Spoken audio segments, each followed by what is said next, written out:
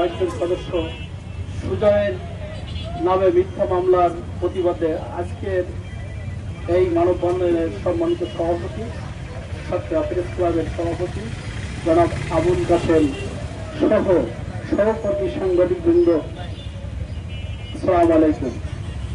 আপনারা জানেন আজকে আমরা এমন একটা মুহূর্তে এখানে হাজির হয়েছি যে সময় আমাদের সাংবাদিক ছাত্র রেজিস্ট্রি অফিসে অ্যাসাল্ট হয়েছে। কারা অ্যাসাল্ট করেছে? যারা একটি সিন্ডিকেট, তারা দীর্ঘদিন ধরে তাদের ব্যক্তিগত স্বার্থ হাসিল না হলে তারা একটি মানুষকে যা কিছু বানাতে পারে, যা কিছু যা মানে ওদের মন চাবে ওরা সেটাই করে।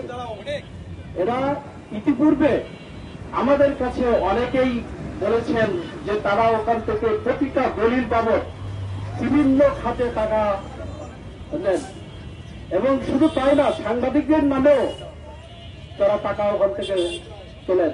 প্রতিটা দলিল প্রতি সাংবাদিকদের নামেও টাকা তোলা হয়। এই টাকা যায় কোথায়?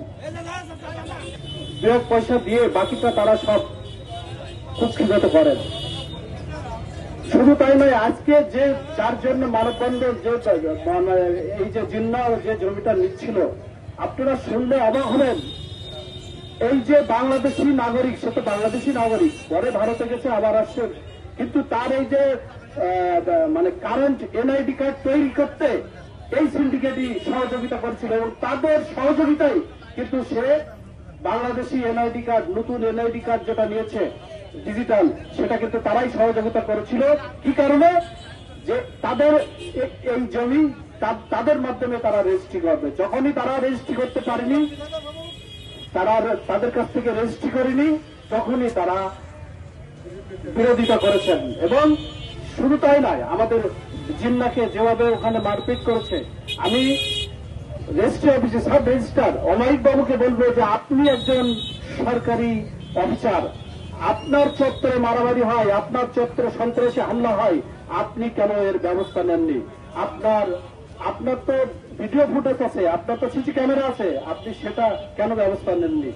আরেকটি বিষয়, আমার প্রেসিডেন্ট সহ আমরা সদর থানায় গিয়েছিলাম। সদর থানার ওসি জিন্নাকে উদ্ধার করে নিয়ে আসলো, এবং উনি কথা দিলেন যে জিন্না মামলা দিলে আমরা অবশ্যই মামলা রেকর্ড করব, এর আইনগত ব্যবস্থা নেব। আপনি কি করলেন? মামলা আমাদেরটা নিলেন, আবার পাল্টা একটা মামলা করলেন। এটা কি?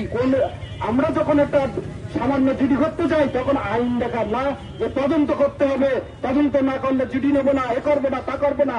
আর ওই বেলায় মোটা অঙ্কের টাকা পেয়েছেন, পাল্টা মামলা রেকর্ড করেছেন। এই ব্যবসা বাদ দেন। 5ই আগস্টের পরে পুলিশের চরিত্র ভালো হওয়া উচিত ছিল, কিন্তু আপনি আদৌ ভালো নাই। সদর থানা হচ্ছি, আপনি ভালো হয়ে যান। আপনি কত টাকা নিয়েছেন এই পাল্টা মামলা করতে? এই আমাদের এন্টি গ্রুপ যারা, তারা কি সাংবাদিক? সাংবাদিক হলেও একটা কথা ছিল যে আপনি একটা পাল্টা মামলা নিচ্ছেন, ভাই এ গ্রুপও সাংবাদিক, ওই গ্রুপও সাংবাদিক। তারা তো একটা সন্ত্রাসী গ্রুপ, তারা তো একটা সন্ত্রাসী গ্রুপ, তারা তো রেজিস্ট্রি অফিস তাদের হাতে জিম্মি। আপনিও তাহলে ওই জিম্মি সিন্ডিকেটের একজন সুবিধাভোগী, আপনি সেখান থেকে সুবিধা পান। আমার সাংবাদিকরা যে কথা বলেছে, আগামী 48 ঘন্টার মধ্যে ছাত্ররা সদর থানা রয়েছে প্রত্যাহার না করা হলে আগামীতে আমরা বৃহত্তর আন্দোলন গড়ে তুলব। এই বলে আমি আমার সংক্ষিপ্ত বক্তব্য শেষ করছি। আল্লাহ হাফেজ।